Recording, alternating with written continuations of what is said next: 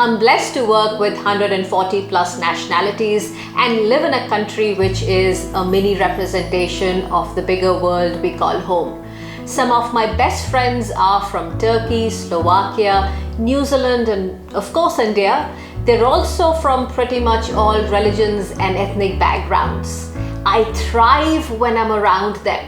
Now, you've probably heard of IQ and EQ, but have you heard about CQ? Cultural intelligence can be one of the differentiating factors between leaders who create communities and ones who just manage tasks. It's an important skill to have in today's globalized world, whether you're traveling, working with people from different backgrounds, or just trying to be a more well-rounded person. In this video, we'll explore the concept of cultural intelligence, its importance in today's interconnected world, and practical ways to develop and enhance this skill. So let's get started.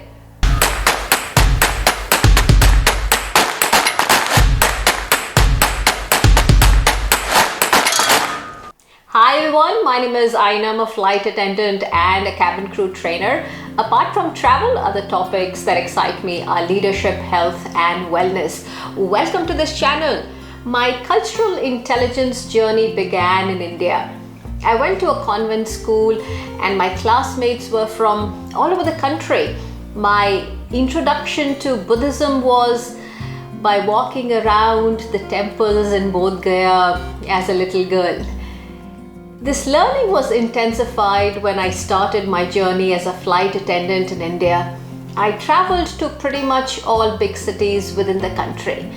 Now, after I think around 2.5 years of flying within the country, I started flying international, traveling all around the world, and it was one of the greatest things I could have ever asked for.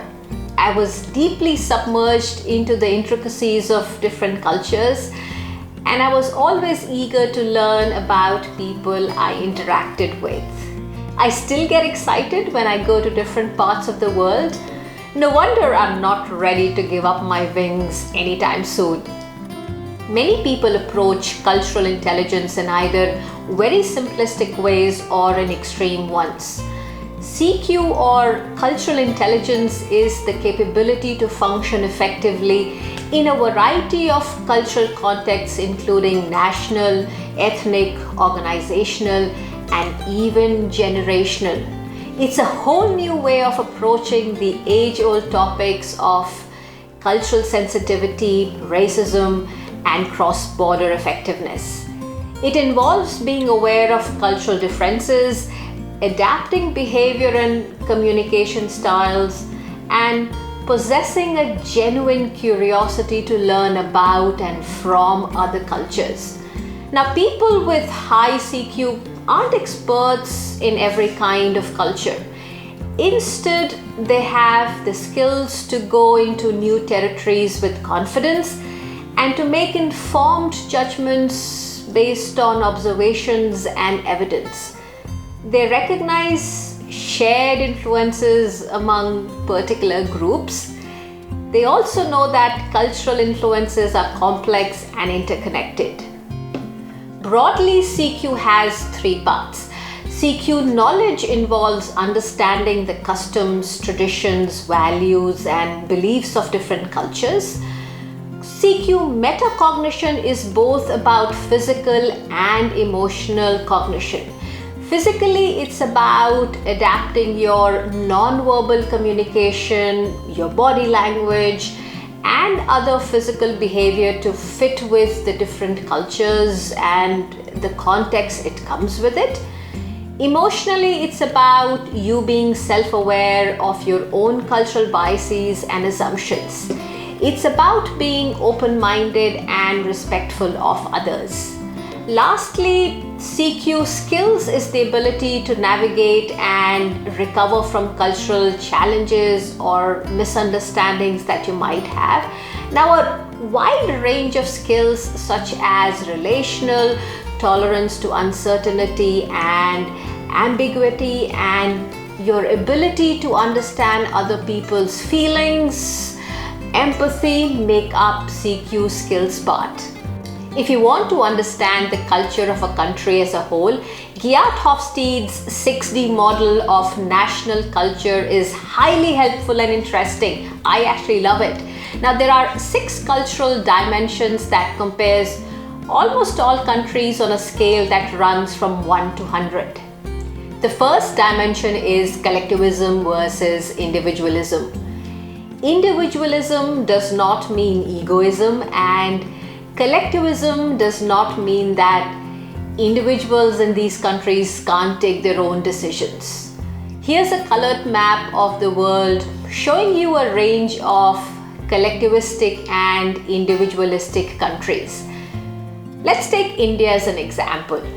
India falls somewhere in the middle, not too individualistic and not too collectivistic. Now, where does your country fall? The second dimension is power distance. Power distance is the extent to which the less powerful members of organizations and institutions, let's take family as an example, they agree and expect that power is distributed unequally. Sadly, the power distance in India is too large. Femininity versus masculinity dimension measures to what extent masculinity is enforced in that society. Again, India is quite a masculine country. Well, most countries in the world are, and that should not come as a surprise if you understand the bigger world well. Now, mind you, masculinity is more about expected emotional gender roles. For example, in masculine countries, men are not supposed to cry, whereas in feminine societies, emotions are more openly talked about and they're not categorized as male or female. Uncertainty avoidance dimension deals with how comfortable or uncomfortable individuals in a society are with the unknown. Now, when faced with decisions that can have unknown outcomes, do they try to control the situation or do they take risks? Cultures with high uncertainty avoidance take fewer risks and have more laws and principles that govern them. Whereas cultures with low uncertainty avoidance take more risks and are more open to change. Looking at India again, Indians are quite tolerant to uncertainties and they are quite flexible. Long-term versus short-term orientation deals with change. Short-term orientation means that people in such countries are more likely to be motivated by immediate results and quick innovation. Now, on the other hand, long-term orientation tends to be characterized by a focus on perseverance and delays in short-term gratification. As a side note, delayed gratification is a great skill to have in life, and India falls under long-term orientation. Lastly, indulgence versus restraint dimension identifies the extent to which a society allows relatively free gratification of basic and natural human desires related to enjoying life and having fun.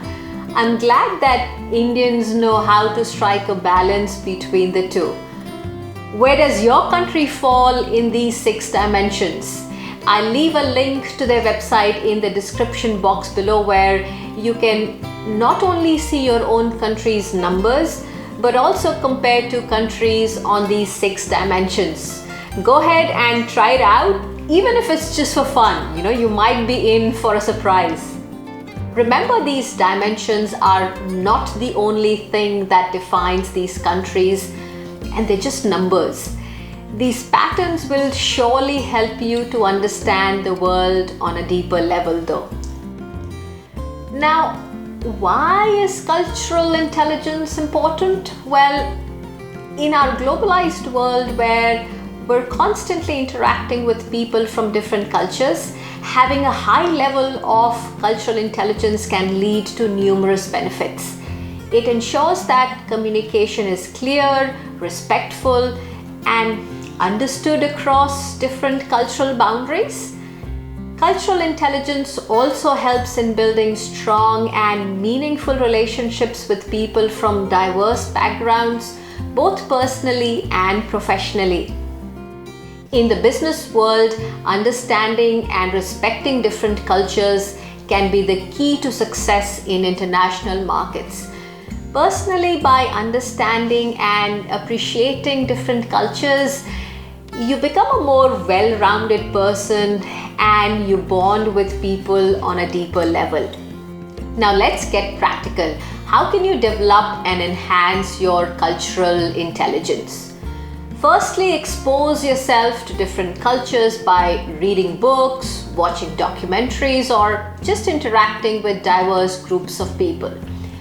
I remember watching this movie, The Whale Rider, with my Maori friend one day, and it helped me understand the Maori culture and my friend on a deeper level.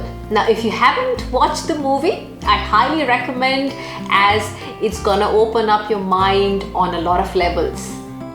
Traveling is a great way to experience different cultures firsthand. Now, I'm blessed to have traveled to almost 60 countries and on a frequent basis.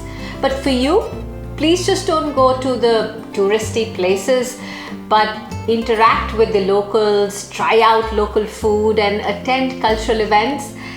I ended up attending the wedding of two of my best friends in Ankara and Bratislava, and they are memories that I will cherish for life. Thirdly, surround yourself with people from diverse backgrounds. Engage in respectful conversations, ask questions, and listen in a non-judgmental way. You can take advantage of the workshops or training programs that focus on developing cultural intelligence. Now, many organizations offer these to their employees these days, and you can find them online too. You can also test your level of CQ by taking a few online tests. The hardest and yet the most fulfilling way to increase your CQ is to challenge your assumptions and stereotypes. It's about questioning your own culture first. It has its own flaws. Approach new experiences with an open mind and a willingness to learn. Ask yourself questions such as, which belief of mine is making me a stuck-up kind of person right now, and how can I flex it?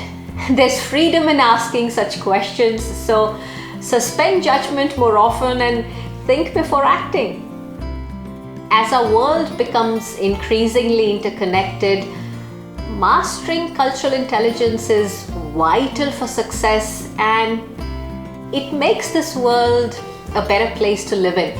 Also remember that human nature is inherited, but culture is learned. Individuals within all cultures vary based on differences, preferences, family value systems, and individual experiences. So treat people as individuals and not as nationalities, races, or any other type of stereotyping you might have. On that note, till we meet again, Aina signing off, and may you deeply connect with people from other cultures and honor our shared humanity.